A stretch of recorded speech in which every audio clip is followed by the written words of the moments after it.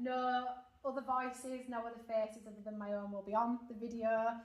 It is purely to try and promote what I do as an author, and by the end of this story you'll realise just why I need to do that. I filled up, and you'll notice throughout the story I do that a lot, but in a nice way. Like, I'm a crier, but in a really good way. Lots of happy things, like tell me all your good news, because I will be like one of the best people to be like, you're so amazing. I get really emotional really easily. The policeman. He's coming. He's coming. September. Oh, well, this is going to be awkward, because when you see him, you've got to promise to tell him that I was nice. I was nice, and I said all good things about him. And said I found some print-on-demand software that we can upload the book. We'll make sure it's perfect before we do. We'll design you a cover. You can learn to format and edit it and make it perfect. And we'll upload it, and they will print your books on demand. So, like, the reader can go on Amazon and say, I'd like to buy Rachel's book. They send a message to the printers go, okay, and then they just print and dispatch one copy. So there's no wastage, there's no books that don't get sold, no printing for no reason. It's great. 18 when it got published, and I was in 6th form, and my friend was mortified, bless her. Are you okay? Is it not what you expected? If it's rubbish, we'll send it back, we'll fix it together, you know, like friends do. And I don't think she understood that. Actually, I was just so overwhelmed that this had my name on it and I'd done this.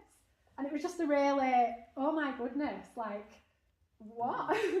I've done this. It was an amazing feeling. And I wish I would have recorded it, because if I could go back and live that moment again and again, I would do, because it was a real high. 2012, you may have got me. I was nice, I promise. You may have got me. And I worked there on a Saturday as like a Saturday job while we were in school to, you know, sort of get me used to the working life. I said, yeah, can I proofread it for you? I'll give you some feedback. I promise I'll be nice. So like, oh, go on then. Handed the book over to him, and only realised when I got home that the book is about a young girl that works in an office that's madly in love with her boss. So we went in, we wrote short stories based on, this one's adventure because we did it more than once, but the first ones that we did were based on World War I, World War II, and they wanted to write history stories. So when they ordered their copies, when we'd finally done it, I went in with a big box. It was like, well, it must have been at least like this, because they were all ordering for parents, grandparents, friends, you know, like, and I went in with this, juggling this box, and they hadn't told the kids that I was going to be there. So, you know, it's better than maths, isn't it? So they were all excited, and when they saw me, their faces just, it was like Christmas. And they were all signing their own books and getting the friends to sign them. And, you know, it was just, oh, it were amazing. And I wish, obviously I couldn't record it because it's kids, but I wish, again, I'd have recorded that, because it was just, it were amazing. So over the next few years, I went on and did that more and more. I've done high schools, I've done local craft groups, I've done local businesses, I do groups like this. So I made a point then with my authors, if they were local to me, to actually meet them and film them opening their books for the first time, and film that reaction and that joy and that pride. And growing up in Bradford, that was always the place that I went to with my friends, and there used to be a Starbucks on the balcony looking over the bookshop, and we'd sit there, and I'd say to my friend Sophie, who, if she's watching this, she's very supportive, she would sort of say to me, where would your book be on that shelf if you were a published author? Where would you be? And we'd look and we'd find fantasy, or we'd find like the genre, and I'd be, oh, I'm a H, so I'd be near Stephen King, and oh, the book besties. It was brilliant. And one day I said to her, I'm going to be on these shelves. I bought myself a Radley handbag, put everything in, some heels, put my face on, did my hair, and off I went into Bradford. Oh, yeah, of course that sounds good. Yeah, it sounds great. I've been thinking about this for a very long time. I have great plans. And off I went with my bag. Got in my car, cried my eyes out, and rang my dad. You'll never guess, he's just said yes. And that for me was like peak. Running a publishing company with a big belly, trying to type over my bump. But I then had to realise that something had to give. Like, there was no way I could continue at this pace. No way at all. It would be impossible. I'd need to be an octopus. So I put all of everything that I could think of, all my ideas, all my experience, my knowledge of free and cheap tools to use, my 6-read rule that I developed about editing, literally everything I could that was up here relating to this industry went into this book. As far as my writing goes, my own writing, I do still write books, and I very much enjoy it. I've got one in the works at the minute, another one half kind of And the idea's down, the first 1 or 2 pages is down. It's for a kid's book, but I am not an illustrator and I'm trying to teach myself to illustrate, so that's going to be interesting. My dad got to number 1 on the bestsellers list, and I bet he won't tell you that when he sees you. But yes, he got to number 1 and was very proud. There's an unboxing on my YouTube channel of him seeing the book for the very first time and signing a book for the very first time as well, because I made him do it. Short novel.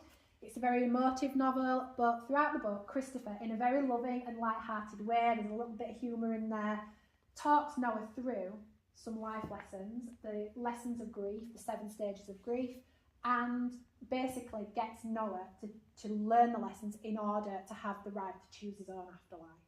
So I can't tell you anything about that, unfortunately, because I would completely ruin the first book. You feel like a book is perhaps a little bit risky or a little bit out there, but that is maybe the sign that it needs to be, that it needs to come to life, because I think so many people then will need that story. A very gentle reminder to people that you are important and that you being here, you touch the lives of others in ways that you never really know, and we never can know that until our time comes. We don't know what good we've done.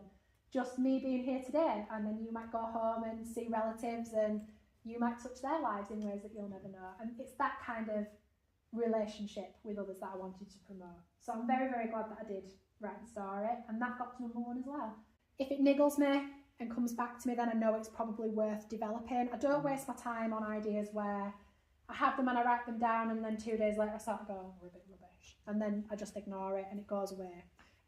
But yes, I start with the very basic notes, and then at some point I'll kind of think, okay, let's develop it early. So I'll do a bit of a spider diagram and characters and where do I want this to go, and what's going to be the moral of the story. I'm very big on morals and values, in like my morals and values. So that's how I start it. And then it really is just a matter of getting the words on the page. And once it's down and you write the end, then I worry about whether or not it's any good. And I start to develop it more that way. No, I wish I could. I used to do every single day. And I used to participate in something called NaNoWriMo, National Novel Writing Month, and it was every November. Some days, I go weeks sometimes without writing a word, and then when I start writing again, and it kind of, the ideas start flowing, I'm writing again, this is a good sign, and then I get excited about it again. But I'm writing at the minute. I am almost all the way through book 4 in my fantasy series. 1, 2 and 3 are on the table, and I'm writing book 4. That's an ongoing, that's 1, 2. Number 3 is the lovely purple one, and number 4 is coming out hopefully this year. But I'm working on that one at the minute, and then tinkering with a few other little projects. But it's hard. It's annoying sometimes when you're really in the zone and you're writing. This is quite a complex fantasy story, so there's a lot of characters, a lot of subplots and backstories woven in. There's it's really like, don't go in my office, it's a mess. You step away from it and you stop being the author, and when you come back to it, you start looking at it from a reader's perspective, and you start seeing the flaws. You go from being, this is amazing, I'm the best author ever, to, oh, who wrote this? oh, that's not, oh, look, I've spelled walk wrong. Because you're so in the zone. All the crime books that I read, I tend to be able to guess the killer before I get to the end, and then I'm always disappointed. So I don't think that I'd be very good at writing it, because I don't think I'd be able to leave those important breadcrumbs. I don't think I'd be very good. But never say never. If I got the right idea at the right time, then maybe. We'll see.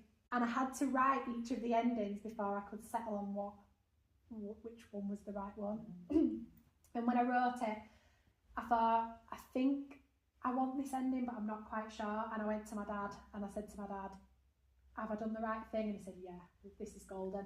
I actually remember him proofreading the book for me. You've written a movie there, love. That's perfect. And I was like, got him.